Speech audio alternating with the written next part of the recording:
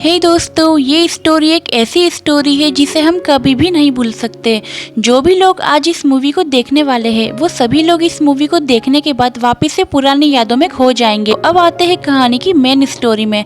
अब यहाँ पर टाइम दिखाया जाता है 1997 का, जहाँ पर हमें दिखाया जाता है आर्टिक में एक बहुत ही बड़ा शेप जो कि मॉडर्न टेक्नोलॉजी के साथ में पानी में डूबे 3821 मीटर नीचे गहराई में जाते हैं, क्योंकि वहाँ पर जो जहाज दफन है वो है इस सदी का सबसे बड़ा जहाज जिसे टाइटैनिक कहा जाता है। शोधकर्ताओं के अनुसार ये बताते हैं कि आज से कई साल पहले 15 अप्रैल 1912 को ये जहाज डूबा था। तो इसके साथ एक काफी कीमती हीरा वो भी कहीं न कहीं दफन हो गया और उसी हीरे की तलाश के लिए ये सभी बहुत लोग मेहनत कर रहे होते हैं और बहुत ढूंढने के बाद इन्हें कुछ कामयाबी भी मिलती है और वहाँ पर उन्हें एक तिजोरी मिलती है और फिर ये वापिस आकर के उसे खोलने लगते हैं और फिर उसे खोलने के बाद उन्हें कुछ गीले नोट मिलते हैं और फिर वो ये सोचते हैं कि वो हीरा भी शायद इसी तिजोरी में होगा, लेकिन वहाँ पर वो हीरा नहीं होता। लेकिन इसी के साथ उन्हें एक छोटी सी ड्राइंग भी मिलती है। उस ड्राइंग में एक लड़की थी और उसके नीचे डेट लिखी होती है 14 अप्रैल 1912, यानी कि ये वही टाइम था जिसके एक दिन पहले इस हीरे को आखिरी बार इस लेडी के गले में देखा गया था।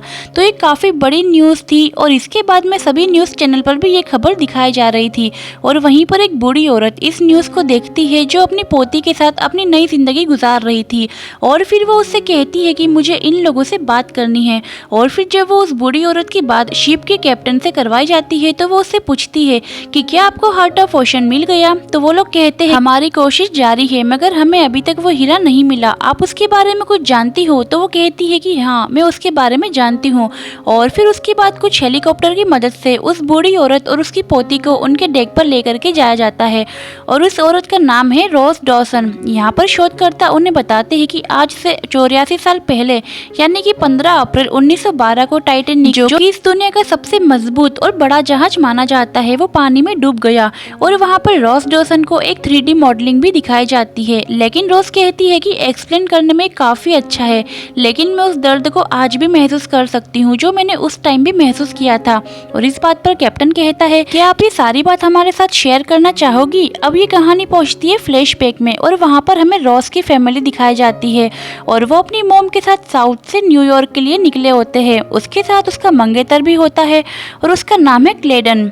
ये लोग बहुत ही अमीर होते हैं और इस शिप में 3 क्लास के लोग मौजूद थे। फर्स्ट क्लास जिसमें सारे अमीर लोग मौजूद थे और सेकंड यानी कि मीडियम लोग और थर्ड यानी कि गरीब लोग। और वहीं पर हमें दिखाया जाता है कि इस कहानी का मेन कैरेक्टर यानी कि जैक डॉसन और रोज, उसे तो आर्ट का काम बहुत पसंद था। वो अपने रूम में बहुत ही पेंटिंग भी रखा करती थी और अब क्लेडन उससे कहता है कि पुरानी चीजें बहुत खूबसूरत होती है लेकिन तुमसे खूबसूरत कोई भी नहीं है। यहाँ पर टाइटैनिक के सभी कैप्टन अब उसके टॉप पॉइंट पर आकर खड़े हो जाते हैं और कहते हैं कि न्यूयॉर्क ये बहुत ही कम टाइम में पहुंचा देगा। अब कैप्टन इस शिप को पूरी स्पीड के साथ चलाने के लिए कहता है और अब ये शिप बहुत ही हाई स्पीड के साथ चलने लगता है और पानी की लहरों को भी काटता हुआ आगे बढ़ता है। और यहाँ एक ऐसा अमीर परिवार जिसे अपनी अमीरीगिरी दिखाने के लिए पार्टीज में जाना पड़ता और उसे म्यूजिक भी सुनना पड़ता है और अच्छे कपड़े भी पहनना पड़ते हैं और बहुत ही इज्जत के साथ लोगों से भी रहना पड़ता है। और ये सारी चीजें रोज को उसकी माँ ने सिखाई थी, लेकिन काफी टाइम बीत चुका था और वो अपनी खुद की लाइफ को एक तरह से खो भी चुकी थी, लेकिन वो खुद को जीना चाहती थी और वो ऐसा नहीं कर पाती, इसीलिए वो इस चीज से खुश भी नहीं थी। इसीलिए वो पार्टी से उठ करके भाग जाती है और सोचती है कि मैं अपनी जिंदगी को खत्म कर लूं, क्योंकि अगर आजादी की जिंदगी है ही नहीं तो फिर जीने का क्या मतलब। और वो वहाँ से जहाज के सबसे टॉप पॉइंट पर पहुंच करके वहाँ से कूद कर अपनी जान देने वाली होती है। तभी वहाँ पर जैक पहुंच जाता है और जैक फिर उससे कहता है कि तुम अगर यहाँ से कूदी तो तुम्हें बचाने के लिए मुझे भी कूदना पड़ेगा और अगर तुम कूदी तो मैं भी कूद जाऊंगा। जिंदगी बहुत अनमोल है, इसे यूं ही वेस्ट मत करो। और अब जैक की बात पर विश्वास करके रोज उसका हाथ थाम लेती है और वापस से ऊपर आने की कोशिश करती है, लेकिन गलती से उसका पैर फिसल जाता है और वो गिरने ही वाली होती है। लेकिन जैक अपनी पूरी ताकत से उसे बचा लेता है और उसके चिल्लाने की वजह से वहाँ पर पुलिस वाले और क्लेडन भी पहुंच जाते हैं। अब क्लेडन ये बात सोचता है कि यहाँ पर जैक रोज का गलत फायदा उठाने की कोशिश कर रहा था, लेकिन रोज कहती है कि मैं तो बस यहाँ पर इस पूरे शिप को देखने के लिए आई थी, लेकिन गलती से मेरा पैर फिसल गया और मुझे मिस्टर जैक ने बचाया। अब वहाँ पर पुलिस वाले कहते हैं कि मिस्टर क्लेडन, इसने तो इनकी जान बचाई है, अब इसे बख्शिश तो मिलनी ही चाहिए। तो वहाँ पर क्लेडन कहता है कि ठीक है, इसे 20 रुपए दे देना चाहिए। अब रोज कहती है कि मेरी जान बचाने के बदले में सिर्फ 20 रुपए, क्या मेरी ये कीमत इतनी सी है। तो वहाँ पर क्लेडन आकर के जैक से कहता है कि क्यों ना कल शाम का खाना आप हमारे साथ खाएं। अब सीन शिफ्ट होता है अगले दिन मॉर्निंग में, जहाँ पर रोज और जैक की मुलाकात होती है। अब ये दोनों आपस में बातचीत ही करने लगते हैं तो रोज पूछने लगती है कि आखिर तुम हो कौन और कहाँ से हो और क्या लेने के लिए तुम न्यूयॉर्क जा रहे हो। अब जैक बताता है कि मैं तो बस एक मुसाफिर हूँ और जहाँ पर छत मिलती है मैं वहाँ पर रहने चला जाता हूँ, और उसके पास उसकी ड्राइंग बुक भी होती है। तो रोज कहती है कि क्या तुम मुझे इसे दिखा सकते हो, और फिर जब वो उसे खोलकर देखती है तो उसमें बहुत ही सुंदर पेंटिंग्स मिलती है।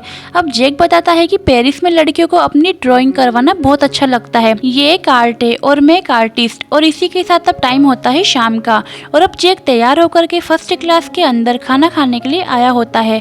अब यहाँ पर क्लेडन उसकी बेइज्जती करता है, कहता है कि ये एक थर्ड क्लास से आया है, ना ही इसका कोई व्यापार है और ना ही कोई कंपनी है।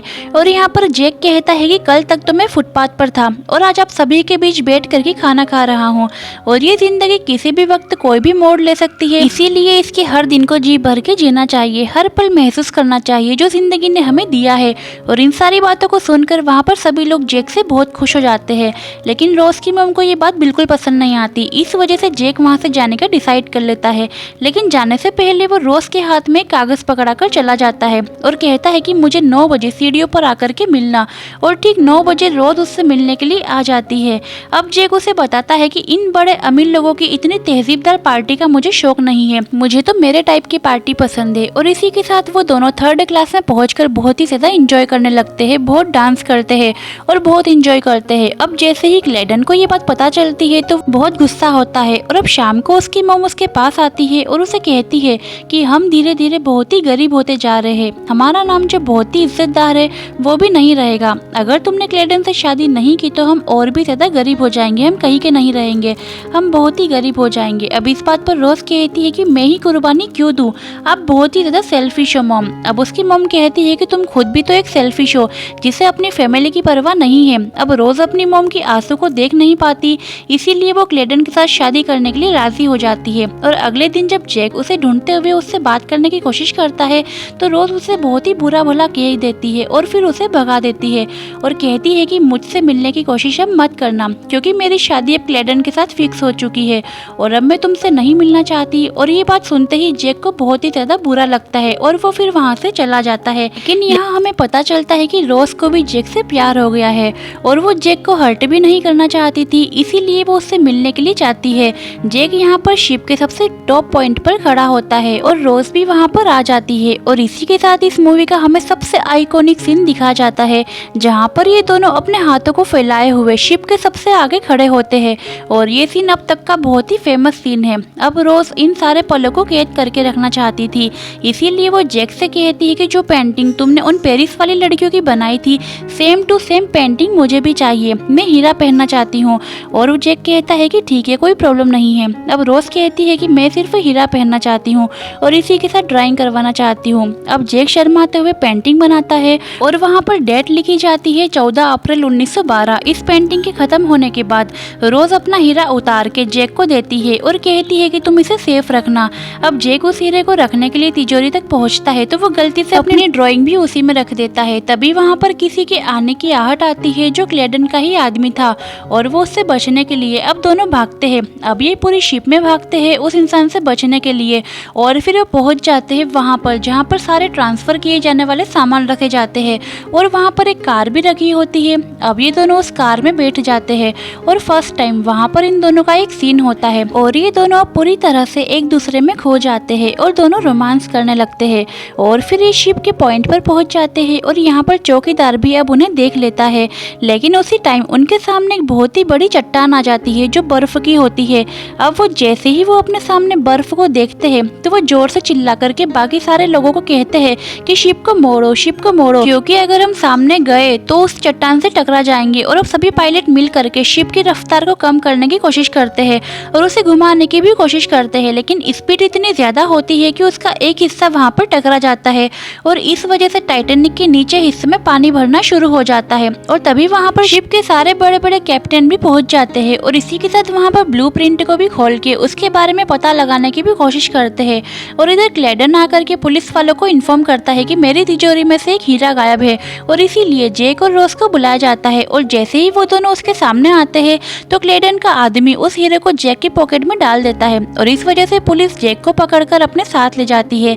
इधर एक तरफ तो शिप डूबने की हालत में था और इधर जैक के हाथ भी बांध दिए जाते हैं। अब शिप में बहुत ही बुरा माहौल था और सभी लोग अपनी जान बचा करके भागने की कोशिश करते हैं। शिप के अंदर बहुत सारी बोट्स रखी हुई थी और उसके अंदर 65 आदमियों तक के बैठने की जगह होती है, जिसे ऑलरेडी 70 आदमी के वजन से तोला गया है और उसमें 65 लोग तो आराम से बैठ सकते हैं। लेकिन फिर भी फर्स्ट क्लास के लोग जो बहुत ही अमीर है उनकी वजह से बोट्स को 12-12 या 20-20 के साथ ही उतारा गया। अब यहाँ पर कहा जाता है कि इस बोट में बच्चों और लेडीजों को बिठा करके भेज दिया जाए, आदमियों को तो बाद में भी बचाया जा सकता है। इधर क्लेडन रोज को लेकर अपने साथ शिप में बैठने को कहता है, लेकिन रोज कहती है कि मैं तुम्हारे साथ नहीं जाना चाहती और मैं तुमसे प्यार भी नहीं करती, मैं जैक से प्यार करती हूँ। और फिर वो उसे बचाने के लिए जैक के पास चली जाती है, लेकिन वो जब उसे देखती है तो उसके हाथ में हथकड़ी होती है। अब जैक कहता है कि तुम जा करके किसी से मदद मांगो और फिर वो लोगों से मदद मांगने जाती है, लेकिन उस टाइम तो सभी लोग अपनी जान बचाने के लिए इधर उधर भाग रहे थे और फिर उसे वहाँ पर एक कुल्हाड़ी मिलती है और फिर वो जैक के पास आ करके कुल्हाड़ी से उसकी हथकड़ियों को खोल देती है। अब ये दोनों जब तक टॉप फ्लोर पर पहुंचते यहाँ पर शिप के नीचे वाले हिस्से में पानी भर चुका था और हर कोई अपनी जान बचाने के लिए यहाँ से भाग रहा था। अब थोड़ी ही देर बाद ये जहाज 2 टुकड़ों में बट जाता है। एक तरफ तो सारे लोग जो अपनी जान बचाने के लिए पानी में कूद रहे थे, वहीं पर कुछ लोग इस शिप के टॉप पोजीशन पर जाने की कोशिश करते हैं और उसमें जैक और रोज भी होते हैं। अब धीरे धीरे ये शिप पानी की ओर जाता जा रहा था और एक टाइम यहाँ पर ऐसा भी आता है जैक और रोज भी डूब जाते हैं, लेकिन वहाँ पर एक लकड़ी का पट्टा पड़ा होता है और उसकी मदद से जैक रोज की जान को बचा लेता है। और वो पानी इतना ज्यादा ठंडा होता है कि इस ठंडे पानी की वजह से हर कोई अपनी जान गंवा रहा था। कैप्टन ने जब आर्थिक पॉइंट पर बात करी थी कि हमें मदद की जरूरत है, तो उन लोगों ने कहा था कि मदद अगली सुबह तक ही हो पाएगी और इस वजह से उनके पास इंतजार करने के अलावा कोई और ऑप्शन भी नहीं होता। और इधर ठंडे पानी की वजह से हर कोई बर्फ में ही जमता जा रहा था। और इधर दूसरी तरफ कुछ लोग ऐसे भी थे जो लोग चाहते थे कि हमारे साथ हमारे परिवार वालों की जान हम बचा पाए। और बोट्स को चलाने वाले सेलर्स बाकी सभी बोट्स को मिला करके औरतों और बच्चों को सभी को एक बोट में डालते हैं और बाकी और सेलर्स मिल करके बाकी मरे हुए लोगों के पास जा करके ये जानने की कोशिश करते हैं कि क्या कोई अभी भी जिंदा है। और वहाँ पर हमें जैक और रोज दिखाई देते हैं और वहाँ पर जैक पूरी तरह से बर्फ में जम चुका था और रोज कहती है कि उठो, हमारी हेल्प करने के लिए सेलर यहाँ पर आ चुके हैं, अब हमारी जान बच सकती है। लेकिन इस टाइम काफी देर हो चुकी थी। यहाँ पर जैक की मौत हो जाती है और वो लास्ट टाइम कुछ बात भी नहीं कह पाता, वहीं पर पानी में डूबकर अब उसकी मौत हो जाती है। और इतनी ठंड की वजह से यहाँ पर रोज कुछ भी नहीं कह पाती।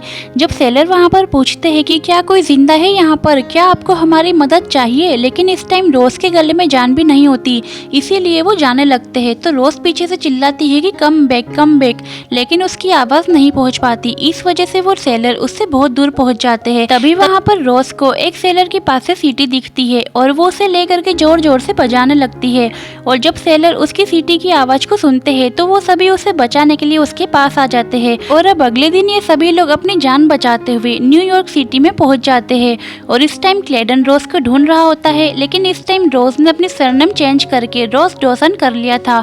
और यहाँ से कहानी प्रेजेंट में आ जाती है। यहाँ पर शिप के कैप्टन उनकी पोती से बात कर रहे होते हैं, वहीं दूसरी तरफ रोज अपने पुराने पल को याद करते हुए उस हीरे के साथ अपने एंड पॉइंट पर पहुंच जाती है। और उन शोधकर्ताओं के द्वारा उसे पता चलता है कि ये लोग आज भी पानी के मलबे में उस हीरे को ढूंढने की कोशिश कर रहे हैं। तो फाइनली अब रोज उस हीरे को उस पानी में डाल करके अपने आप को उन यादों से मुक्त कर देती है। जैक से मिलने के बाद रोज को अपनी जिंदगी की अहमियत के बारे में पता चला था कि उसके जीवन की क्या कीमत है और इसी वजह से रोज ने अब तक सफर किया और उसने हर पल को एंजॉय किया जो जिंदगी जीने के लिए काफी है। और अब जब ये उसका आखिरी मोमेंट था तो इसी के साथ वो इस दुनिया को छोड़कर दूसरी दुनिया में पहुंच जाती है। और ये वो दुनिया थी जहाँ पर टाइटैनिक आज भी जिंदा है, जहाँ पर आज भी ये सभी 1500 लोग जिंदा थे जो उस टाइम पर मर चुके थे।